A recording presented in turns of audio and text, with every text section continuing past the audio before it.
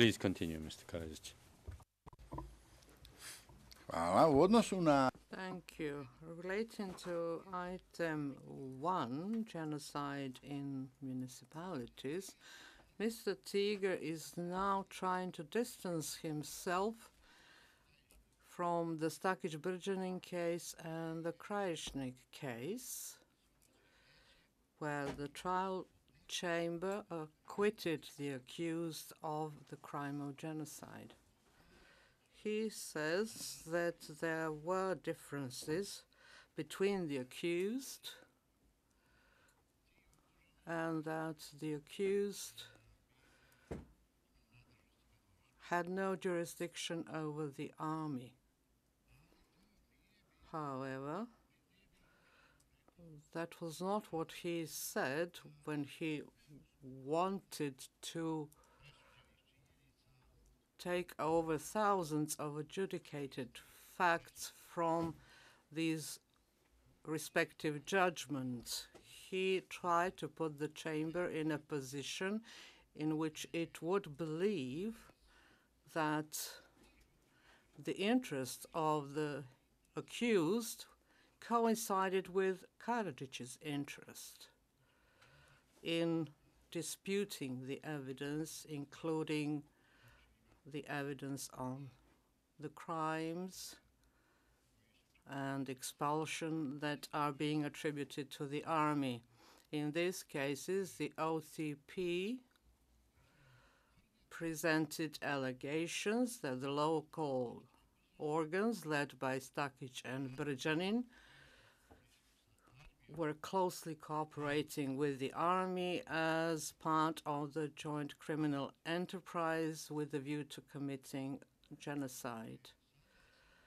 This is only an attempt to distance the said accused from the conduct of the army, or rather the army of Republika Srpska, in various municipalities in 1992. However, it's too late because the OTP had already taken a stance when these cases were tried.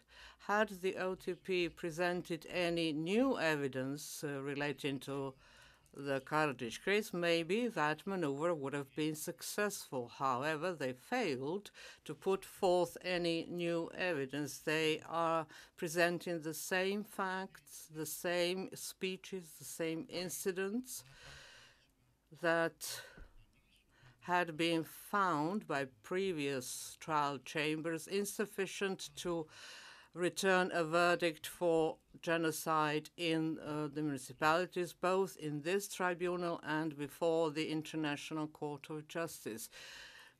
These elements were never accepted as being part of the intention to destroy Bosnian Muslims. The OTP would like to have a conclusion on genocide intentions deriving from forcible relocation. However, the evidence about forcible relocation speak something completely different. Both Mr. Tiger and the OTP never explained why, if there was an intention to destroy the Muslims of Bosnia, why so many of these Muslims who were under the control of Bosnian Serbs who were detained and interrogated and were living in these villages and then municipalities throughout 1992 and later on, why were they allowed to leave? That was not a forcible transfer. We can counter evidence with one another. If the aim was to have them destroyed, why was it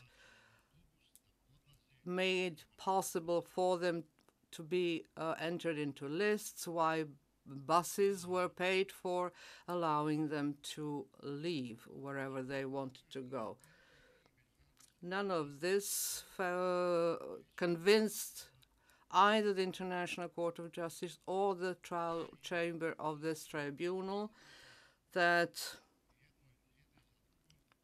there was any force applied in municipalities that was calculated to destroy this group of people, albeit there was a possibility for that, but it was never established. The prosecution failed to prove genocide in the form as stipulated in count 1.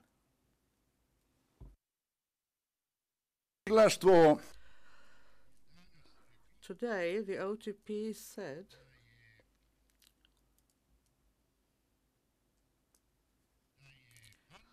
that I said about Mr. Harland that it was untrue that he came to defend the government of Bosnia and Herzegovina, that he was not impartial. During my negotiations with his superiors, Mr. Harland took note. Some of his superiors testified here, including General Rose, but first and foremost those involved in political negotiations,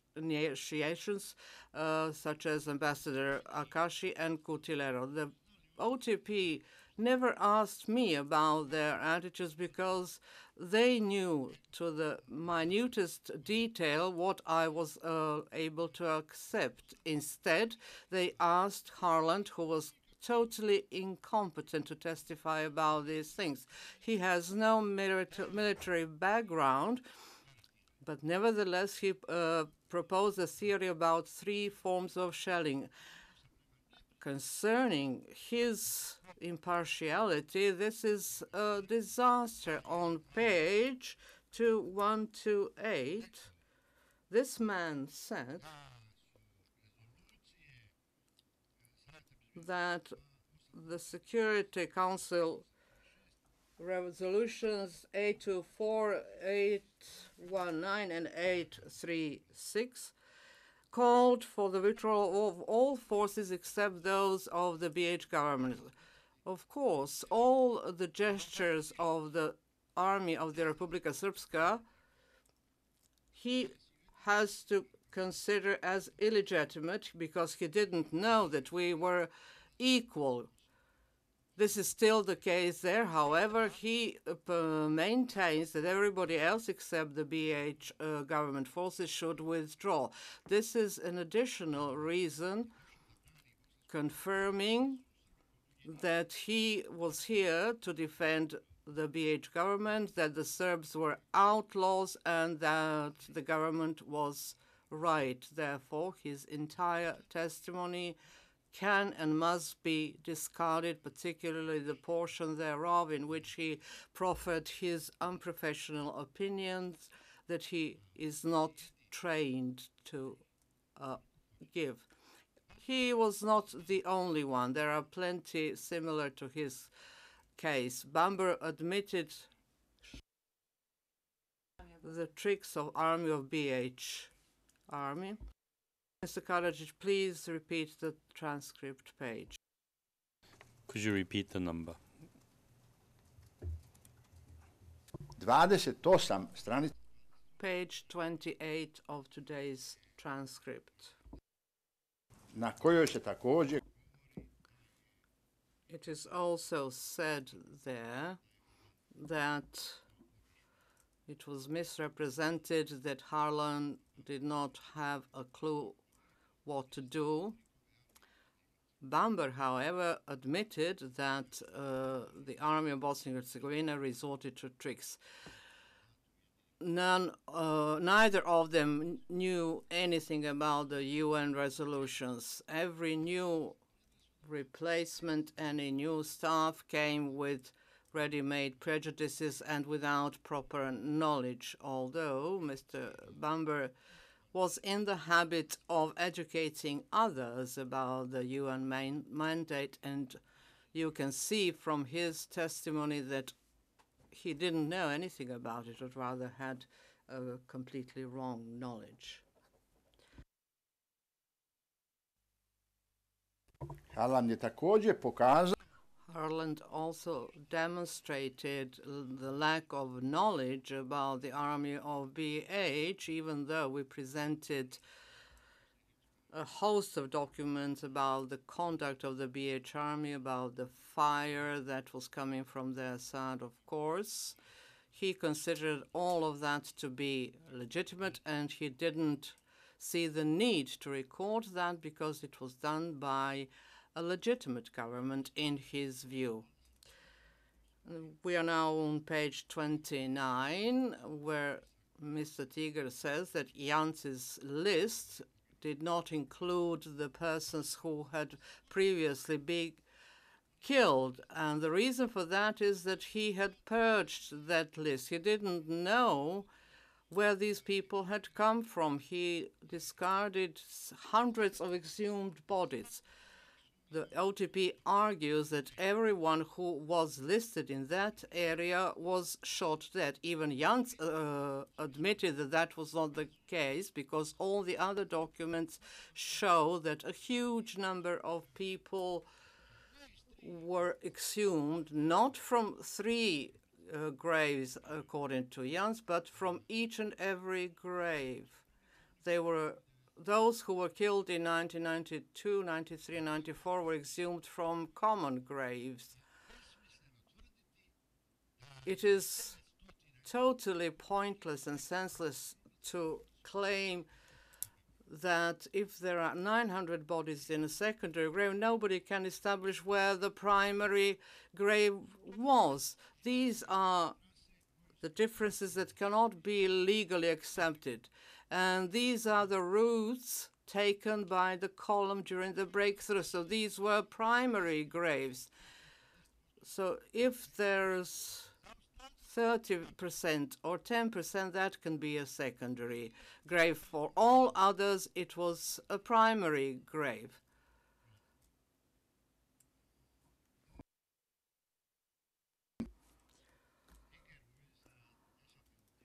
With regard to the sabotage detachment, Mr. Tiger said that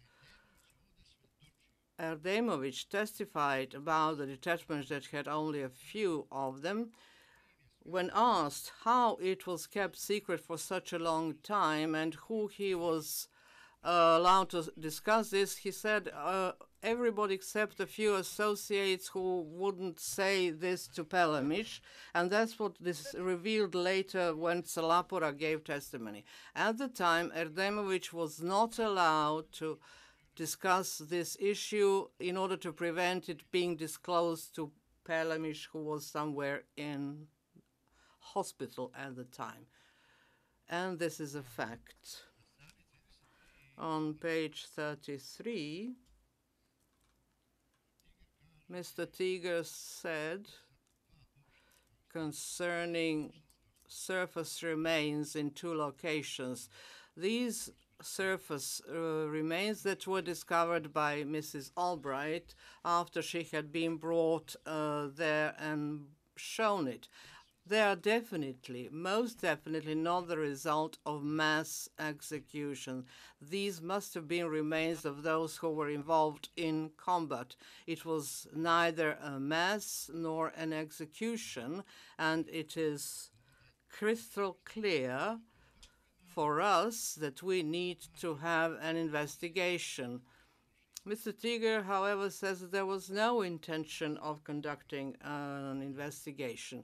I resigned in May, and I was no longer able to follow what was going on with those investigations. On page 35, Mr. Tiger says, is it possible that all the institutions such as the army, etc., ignored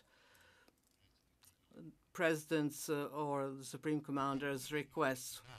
When an army is doing something, they make a plan, they take a decision, they issue a preparatory and executive orders, and they monitor the implementation. Then they assign specific unit for carrying out these orders.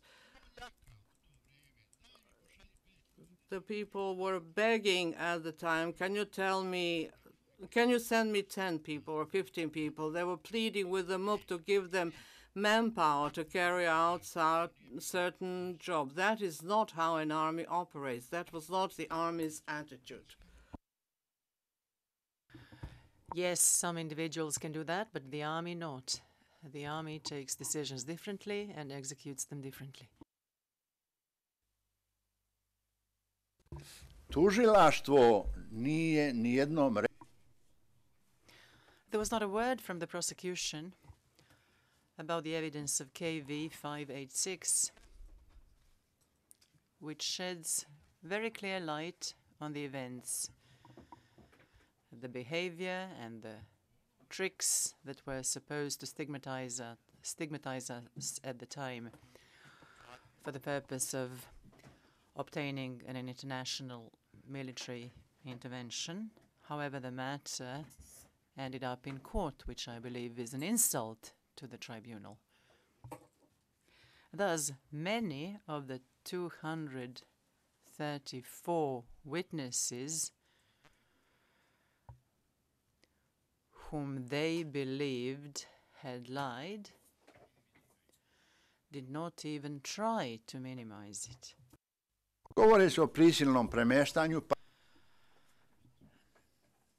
This concerns forcible transfer, and they can't quite agree on that. From Bosanska Krupa and the Krupa on the Una River, from the Serbian bank, from the Serbian side, the authorities moved Muslims from one village to another village in the same municipality, and some of them they moved to the Sanski Most municipality, to the Muslim village of Tomina, to save them from the combat zone. And Vojko Kličković was acquitted before the military court of Bosnia-Herzegovina for these incidents, and this is a court that very rarely acquits a Serb. Also from Bosanski Novi, people were given the choice of going to Banja Luka. They didn't want to. In fact, they tried, they reached Doboj, and then they returned. All of them wanted to go to third countries. Certainly, they were not happy to do it, but it is quite clear that this was not forcible transfer. This was an attempt to accommodate people because the situation required it. Of course, one has to bear in mind that both Doboj and Banja Luka are in Republika Srpska. It's not only in Bosnia and Herzegovina, it's in Republika Srpska. And I have to thank Mr. Tiga that for the purposes of his case, he declared the borders of Republika Srpska to be state borders. Now, when he needs to claim that the transfer of civilians from Republika Srpska to the Muslim Croat Federation, he says it's moving to another state. So anything goes. And this brings us to Markale.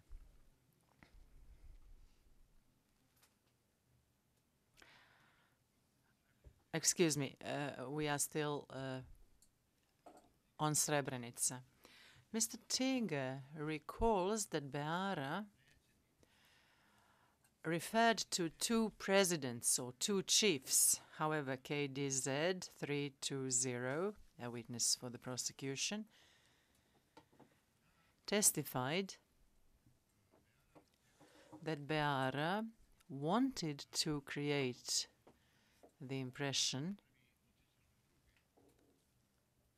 in fact, he wanted to impress others that he was duty-bound towards some commanders, but the witness himself did not believe it, and he could not find any connection with President Karadžić. Also, Franz Kos, who also testified here, never heard any reference to President Karadžić as having ordered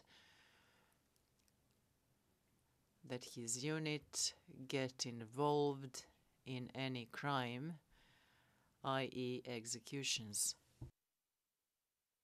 Se nagađa When it comes to speculations as to where the prisoners were supposed to go, it is said that nobody knows it was to be Batković prison. I remember that it was mentioned in the transcripts, but we don't have the audio recording. However, Milenko Todorović said that at the time he had been told to get ready to accept in Batkovići a large number of prisoners. It was cancelled 2 or 3 days later, perhaps even 5 or 6 days, but the fact is that the initial intention was clear, namely that these prisoners would go to Batković.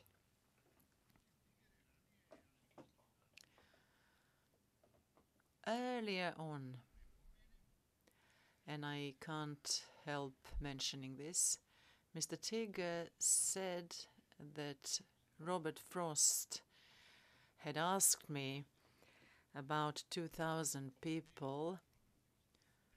Sorry, David Frost. Robert Frost is a poet. The poet who even said that good fences make good friends.